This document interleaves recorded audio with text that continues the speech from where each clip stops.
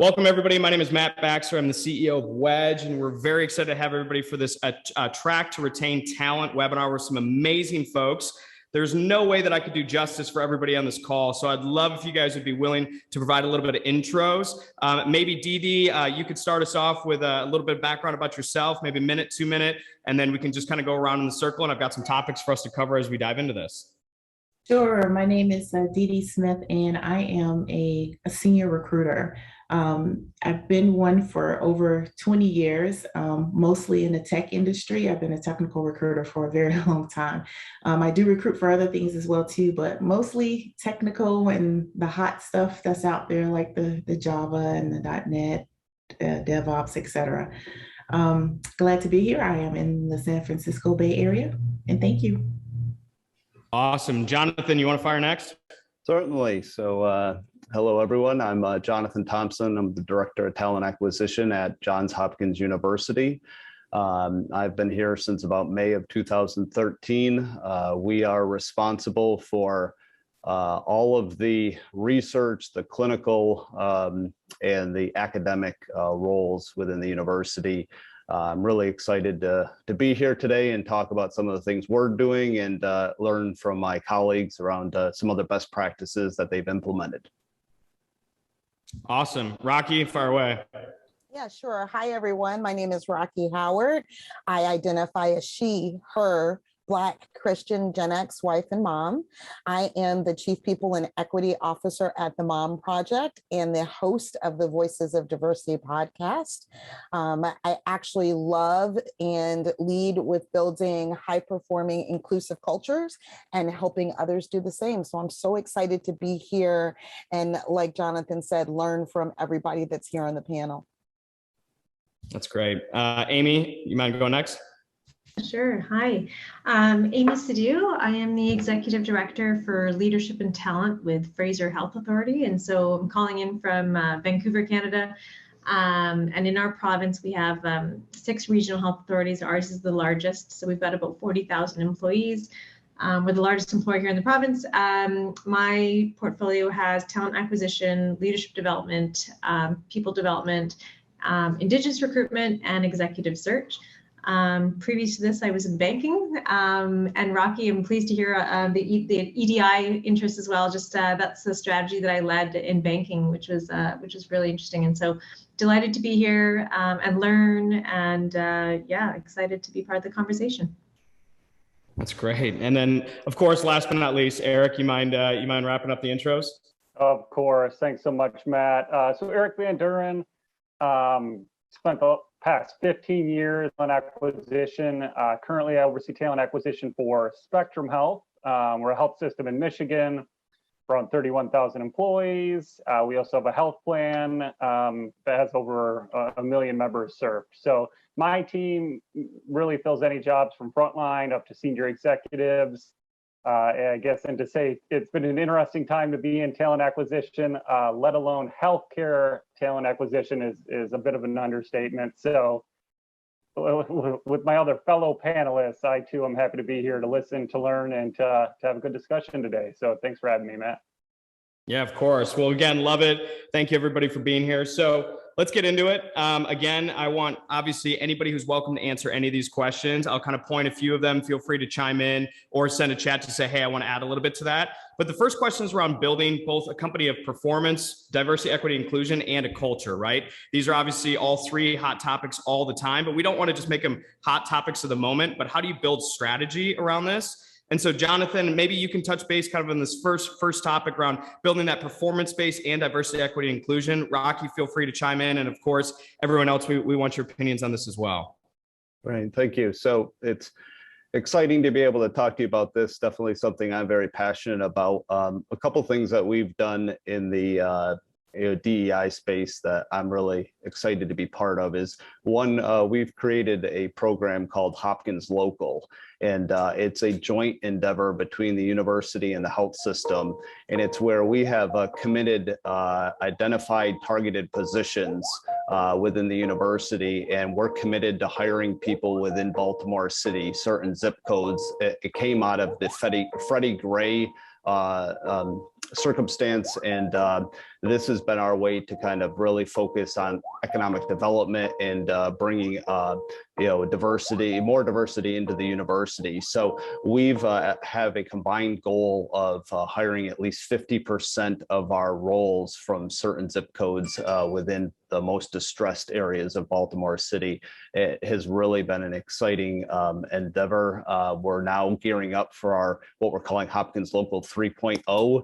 And so now it's not even just about hiring, but it's also about the retention, retaining, growing that talent, making sure they're taking advantage of our benefits. And so that's one of the really exciting initiatives. Another thing the university has done is we've been one of the first institutions of higher ed to actually put out a staff composition report, and actually being very public and accountable about our overall staff composition, and really holding ourselves accountable to moving the needle. We have really strong partners within the university and our affinity groups, and a really great diversity leadership council that we really partner with closely to measure. And overall, the university is just releasing its second overall diversity agenda, and we're going to be moving into that. So just some of those things that Johns Hopkins is doing. It's really exciting to be part of it. That's amazing. Rocki, I'm sure you've got some things to add both to that and in a lot of the work that you've been doing as well too. Feel free to chime in. Johnathan, thank you. I guess helps if I'm not on mute to talk, right? It's a good start. It's a good start. It's a good start. Johnathan, I'm so impressed with what you're doing. And when you make that dedication to partnerships and really have goals that are set behind them, and the way you hold them accountable, and it's not just a quick hit, it's a long-term commitment. So it's such a great example about how companies that want to be strategically embed DEI and B, by the way, into their organization, they do. I have spent the last year in my previous role as Chief Diversity Officer for Smart Recruiters, actually looking at how is it that we can actually give companies a roadmap to embed the discipline of not only bringing in diverse talent, which is the diversity piece, that's all about representation, but then how do you move it forward into the culture so that people want to stay? And we created this whole wonderful toolkit that was focused on recruiting and how you really evolve your diversity hiring maturity. And I think when we think about these pillars of success, it really is a roadmap for how you embed this from a strategic perspective across the organization. And so this whole concept was built on 4 key success pillars.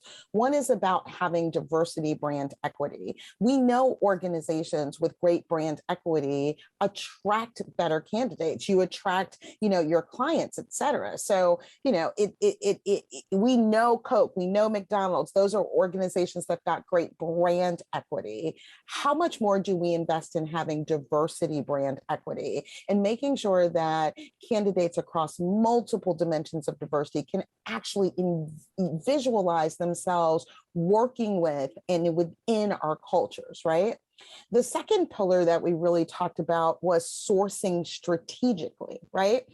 And so, Johnathan, one of the things that you're talking about is a wonderful example of strategic sourcing, where you build a long-term partnership, you have a commitment, you say these roles are going to be filled here, here's how we're going to develop the talent to move into it. Strategic sourcing is not about, oh, I posted on, the Black engineers website, and so now I've strategically sourced, right? So how is it, what kind of commitment, and more importantly, what kind of resources are we putting behind our strategic sourcing initiatives? It has to be embedded in the organization. The third pillar is about fair hiring practices, because there's nothing worse than taking the time to recruit someone and bringing them into an organization where the recruiting processes and the processes for which they onboard, the bias is there, and it's not even the unconscious bias, it's the real bias. And so we want to think about what that candidate experience is like. My friends over at Matheson did a survey, and they surveyed over 500 diverse candidates, and the candidates, more than 50% of candidates said, I feel like being of a diverse nature is a detriment to showing up in the interview process and to actually going to work for a company. We've got to change that narrative, and we've got to change how people are feeling. And it starts with making sure we have fair hiring practices. And I think this all has to be underpinned by organizational support. We oftentimes have CEO or C-suite support. They are like, oh my gosh, yes, we want to have a diverse and equitable and inclusive culture. The challenge is we then don't pull that through the organization. We don't put metrics behind it. We don't put money behind it. We don't evaluate performance to it. We don't let our middle managers understand how to do it. And so until organizations realize it's not the CDO's role, it's not the CEO's role, it's everybody plays a role in terms of this continuum of building the right culture, then we're going to continue to have some of the issues. So when you think about that strategic embedding, that's the framework for which I think about it. Well, I don't know if I can add anything much smarter than the two of them, but I'm going to let the other panelists potentially as well. Dee, Amy, Eric, do you guys have anything else kind of maybe in your organization you want to add on to it? Maybe thoughts to tack along to kind of what they're saying as well. Feel free to chime in any thoughts on this.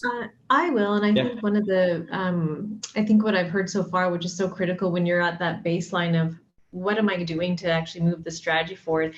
You know, we worked with a consultant and we had all this representation data internally, didn't know where to start. Like, where do you build? There's so much to tackle, right? To do good, right? And do the right thing. And the advice we were given that I think is so important is just, you have to look at the inside of the house first before you can start serving outside and you know, making those connections externally. So we've had to educate our leaders, educate our staff, look at baseline representation, you know, get data experts involved in terms of what does the labor market look like? What does the census, you know, data look like? What does our turnover rate look like? It was really just, so we have these targets now, but are we able to get there with the churn that we have? And then, you know, building linkages with our communities externally was kind of the next step, right? After we had understood what our landscape looked like internally, and then the learning journey internally, and then we were ready to really go out. And so that was important in my experience. You know, take care of your house first before you're venturing outwards to make sure that the impact is where you want it to be, right, in the long term. That's so good. Thanks. Dee, you want to go ahead? I agree with what Amy is saying too, because it starts with, you know, the best experience that someone will have. We can attract them all day long, but it's going to be with their manager and the team that they work on. So I think it's extremely important, especially that managers, direct managers, are especially trained on how to make sure that the employees coming on board have a very good experience and continue having a good experience, getting all the things that they need. And then it's just a trickle effect, because it starts from the top down. They have to make sure, the top has to make sure that their managers are having a good experience so that they can pass on that good experience to the employees as well. And I think that brings longevity to employees staying and growing within the company and wanting to stay as well too. Awesome. Eric, any closing thoughts on this topic? Yeah, I guess just a few. I would say, one, be bold. So I mean, like, clinging to comfort, like under the guise of change, it just impedes change. So be bold, invest. Investment is a key accelerator to these efforts. And where are you spending your money? And then we talked about metrics. You know, tie whatever your organizational metrics are to move equity, inclusion, diversity forward. Put it to your leadership team's paychecks. You know, what are incentive plans tied to? What are long-term incentive plans tied to? Get it to where they're embedded in those paychecks, and that only helps accelerate at all levels of the organization. Hey, we are committed We are doing this for the right reasons, and this is who we are as an organization, not in good times, not in bad times, but at all times. So I'll close with that. I love that. It's so good. Well, we probably could do 3 hours of content, 10 hours of content, 3 weeks of content around just this alone, but we're going to cover a couple of other topics. So Dee Dee, maybe you can take this one on first, but we get to now deal with the joys of calling something potentially post-pandemic, not saying we're ready for it yet, but it's going to present its own set of challenges versus pre-pandemic, during the pandemic, and kind of what's to come. So I guess the question here, and obviously, again, everybody's welcome to chime in. We'd love that. But what are some of the post-pandemic challenges you're identifying, and how are you guys looking to sort of combat some of those? Some of the challenges that we had at the beginning was, some positions requiring that you be on site, and then some, there weren't really, or we had the hybrid model where you could come in a few days a week and then work from home a few days a week. Well, we had to, make sure that we adapted to the change of the environment. So now, mostly, with the companies that I've worked with, all of the positions are 100% remote. And they could be hybrid, or that you could come on site 100% is your choice now. So that has opened up a variety of different candidates that we can get to include increasing, diversity candidates as well too, which has been really good because it also opens you up to getting some of the best candidates as well, because you open it up in that field. So that's one of the biggest things that I think that we adapted to during this pandemic. The other thing is making sure that people are okay and they have what they need, because there are some people who want to be on site in a hybrid model, or they want to be on site 100%. So you have to make sure, this is an opportunity for managers and companies to really get to know their employees again and make sure that they have everything they need, even if it's to make sure that we are having meetings where we're seeing each other virtually a little bit every week or maybe every day, just to make sure that people are getting a little bit of extra touchy-feely, even though we're not able to see each other face to face. Dee Dee, my team doesn't want to necessarily see me every day, so we have to put that caution in place. But Johnathan, would love to hear your thoughts on this as well. Yeah, I think, we're probably, most organizations are experiencing this, which is the discussion around, do we require, the vaccine mandate, and, working through that. Obviously, there's been an injunction on, I believe, the federal mandate. And so, each institution's having to work through that. Johns Hopkins has been an institution that has required it unless there's a serious religious exemption or a medical condition. That being said, there's some other healthcare providers that are competitors in the area that are not requiring it. And so, obviously, those that are not in support of it are going to go to that competition. So it's been those types of challenges that we've definitely had to work through. Also, there's definitely a strong appetite for those non-clinical roles, non-student facing roles for much more hybrid or remote. And, higher education has historically been more traditional. And so, again, it was a lot of on-site with some hybrid. And so we've really kind of seen a transformation of what the workforce wants, and a lot of people really wanting more of a hybrid, or in some instances, fully remote role. So, Eric, Amy, Rocki, feel free to chime in as well. I just think when you think about pandemic, it's not only about we all have been faced with the challenges about how people work and where they work, and this challenge. And I think we're going to continue to face it. But I think it also it changes how managers should be leading. It changes how we engage people. We are now in a place where people have literally gone to work for organizations, worked for a period of time and left, and never physically been in the room with people. So I think what we're seeing that hasn't quite caught up is not only this change and shift in how we bring people to our organizations and where we look externally from our candidate pool. But going back to the point that Amy made earlier about coming internally, now we have people here, and what's their employee experience, and how do we continue to engage and develop them in this new construct?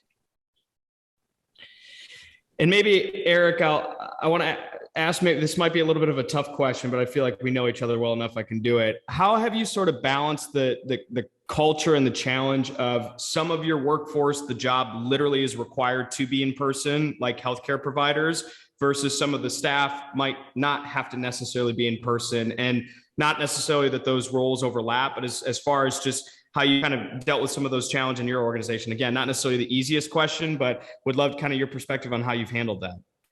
Yeah, I mean, it's complex. People have, a lot of times we're finding ourselves making decisions where half the room is happy with you and half the room is not happy with you. So, but that's kind of part of the leader's role, has always been, but strategies that we've taken is trying to be transparent as possible when we make decisions, understanding the toll that mental health, on people's mental health the past 20 plus months, and just how can we authentically support our workforce through some of these tough decisions, and recognize and reward and be there and offer resources. So I think just offering grace, having that realization, and knowing, for us as a health system, we're leading with safety. So much of our workforce is remote and will remain remote. Obviously, our clinicians who are on site, man, they are working hard and they are tired, and census is high. So inflation's up, there's just a lot of childcare issues. So just a lot of planning, a lot of transparency, and a lot of, hey, we're doing our best to figure this out. We're not trying to sugarcoat things. Here's what we've done to date. Here's what we continue to do, and we're going to continue a 360 feedback loop, and just and kind of let you know where we're at. So one thing I really value about our leadership team here at Spectrum Health is, a very public messages around current state of the health system, current state of our workforce, both internally and externally. And we find that plays well. Not every decision is gonna make everyone happy, but we can do our best to make sure every decision is well articulated why we got to that decision. It's so good, and such a tough spot to be in, but obviously, you guys are leading it so well, and I know everybody else in this panel is doing a really good job with that too. So final topic, admittedly, this one's very near and dear to my heart with my business, but it's all around the concept of talent attraction. And so obviously everybody's trying to hire, everybody's trying to find the right people right now. So, maybe Amy, you can kind of lead the charge in this one, but not only how do you attract talent, but how do you attract the right talent? And would love to kind of get an understanding of how you guys have taken that on, both good and bad. Maybe there's a little bit of both to that, but would love your perspective. And obviously I'm going to, ping everybody else in this one too. Yeah, thank you. And it's a very relevant question, I think, to all of us. So I would say traditionally here, in terms of attracting candidates, the methods that have been used to engage potential candidates in the market has been, let's talk about our competitive salary, let's talk about the benefits, let's talk about vacation. And I think what we've learned in the past couple of years, specifically with this pandemic, is that's not enough. Right? Those features and benefits, everyone can offer those things, right? It's really not enough. And so I've read a number of pieces of literature, and there's one that talked about the human deal.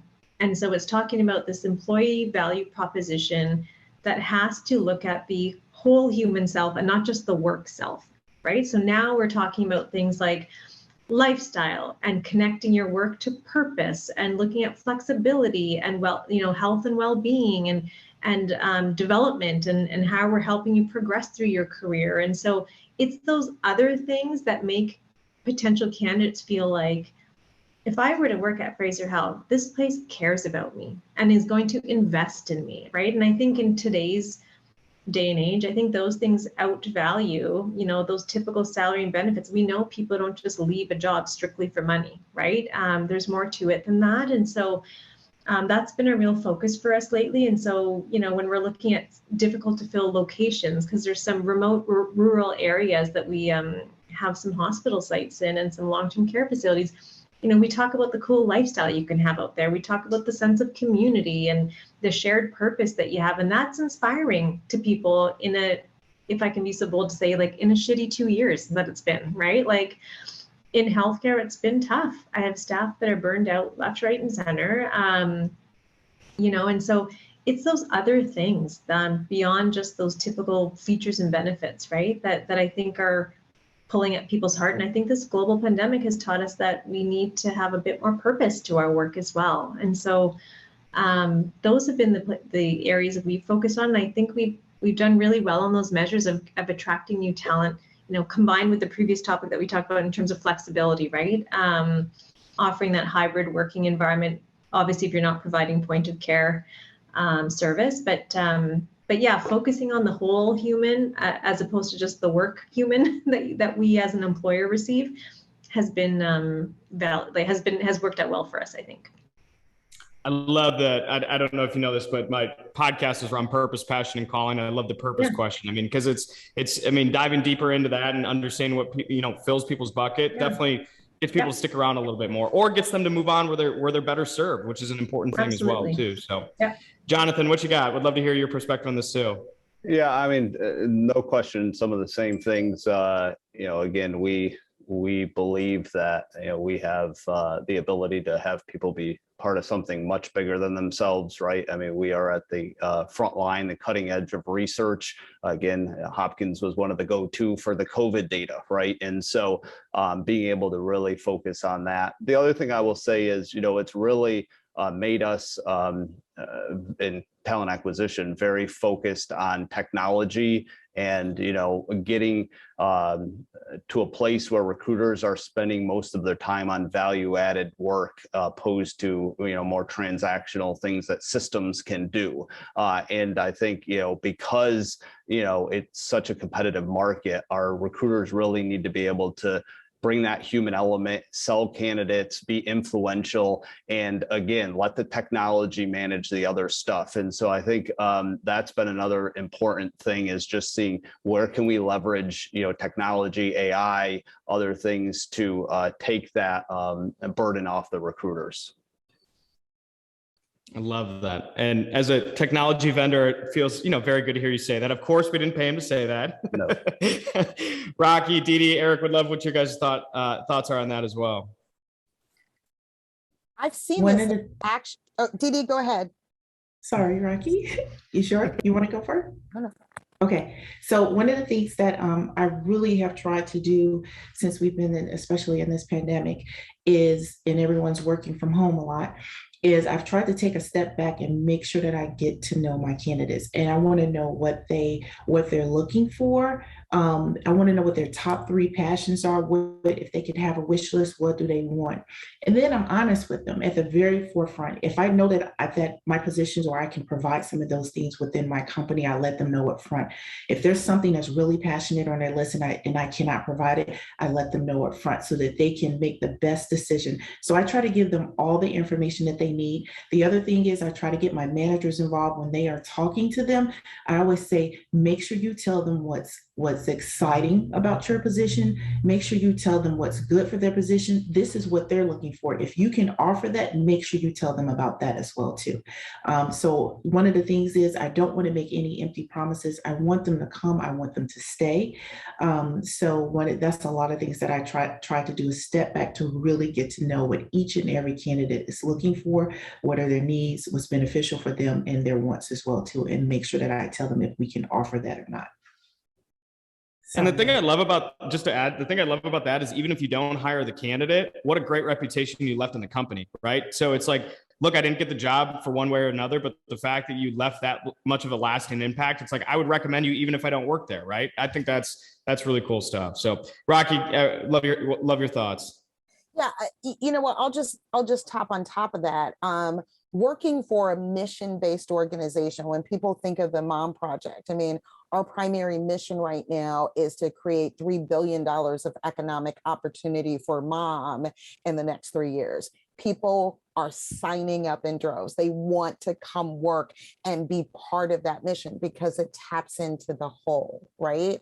So for those of us who are in the business, I want to kind of go to the other side of that, because we're talking about all the things that we can do to make our organizations attractive to people and to say, look, we want to look at the whole of you.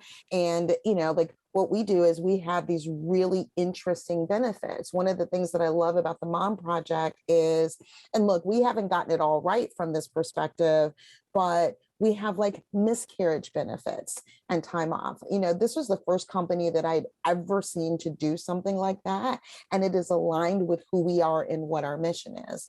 The challenge, though, and I think we don't always do a good job of this, is to say to people, yes, you see our mission and you see all of these things that we can do for you and where we can meet you where you are. But I need to make sure you clearly understand what working in our culture is like, and the truth and the reality and the authentic nature of what it's like to work in a late stage startup, early scale up, and it's hard work and it's busy and you're going to multitask. And you know what? I'm going to hire you today and I'm going to tell you this is your job.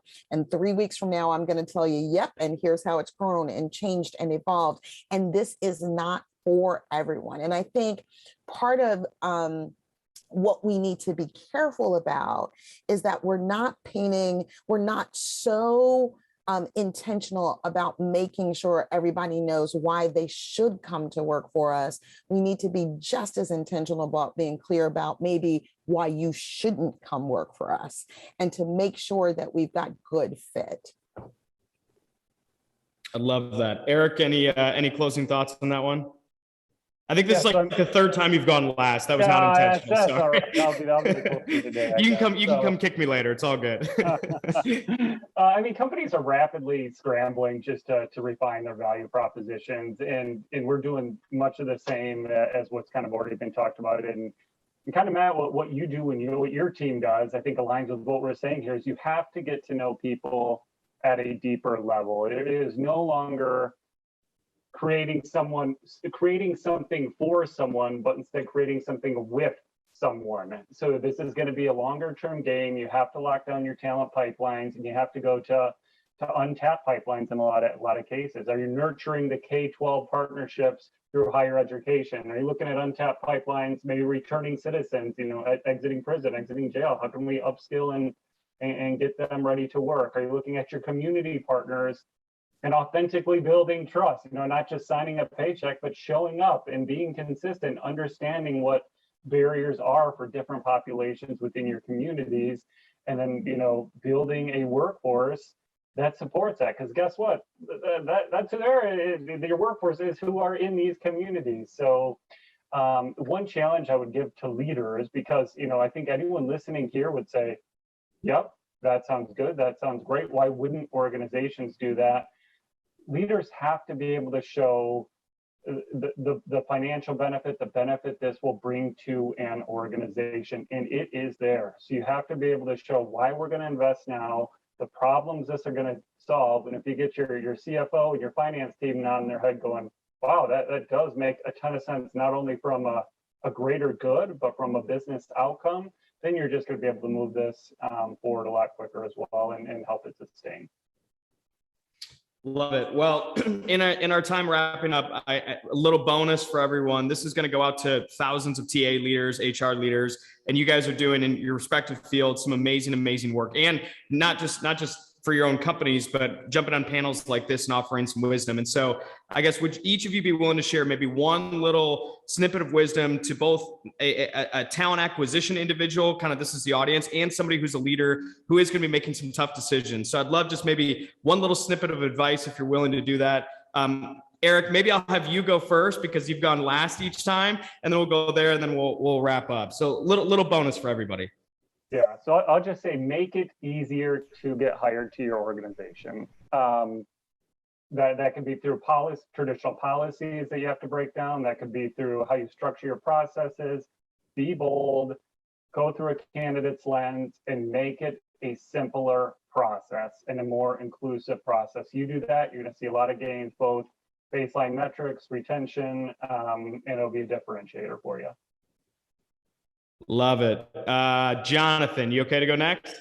Yeah, sure. I think, being kind to one another is maybe very simple and overstated, but I think with what everyone's been going through, I think it's really important that we're checking ourselves, and it's really important that we're mindful of our emotional intelligence and how we're using that when we go into various situations. And so I think for me, that is something that I really challenge myself daily on is try to be kind and mindful when you're going on any decision or making any kind of transformation. Love it. Dee, willing to go next? Be consistently fair and treat everyone the way you would want to be treated. Every time I talk to a candidate on the phone, if I'm tired, if I had a bad day, had a bad week, I just don't feel like talking to the next one, I just remind myself, how would I want to be treated if I were on the other end of that phone? And then I perk myself up and I give them the same amount of energy, the same amount of information and attention that I would give the next person if I was feeling great that day. That's so good. Amy? I would say, all right, y'all, I would say in my place in the world right now, here in Canada, like our COVID numbers are super low. We need to start thinking outside of pandemic. And so my theme is reimagine, right? Reimagine how we work, how we interact, how we interview, how we onboard, how we get people to stay. Like Eric said at the get-go, like be bold with those ideas, because we have all pivoted the last couple of years and we got to think of the future a little bit differently, right? And so to me, the theme is reimagine. Love it. And of course, last but not least, Rocki, what you got for us? Yeah, I would say, and this is a hard audience to follow, but be willing to authentically move past your good intentions and actually start to create impact. You are in a position of power and privilege to be bold, to make it easier, to be consistently fair, to reimagine the future, to be kind, right? You have the power and privilege to do that, but we have to stop talking about it and we have to start doing it. And you're in a position to do that. And please don't follow the footprint of someone else. Don't listen to us and go, oh my gosh, Eric did that, so this is the right thing for my organization. You have to authentically understand your business, your industry, your target market, your candidates, your current employees, your culture, and take the best of what we all have to offer, take the best of things that we haven't even seen, and then bring that into your organization with a commitment and a passion around authentically moving from good intentions to actual impact. I love it. Well, Rocki, Dee, Amy, Johnathan, Eric, thank you so much for being on this panel. We'll obviously send this out to a bunch of folks, get a chance for everybody to look at this, but this has been amazing. Seriously, thank you so much. And this has just been really, really awesome. So we really appreciate it.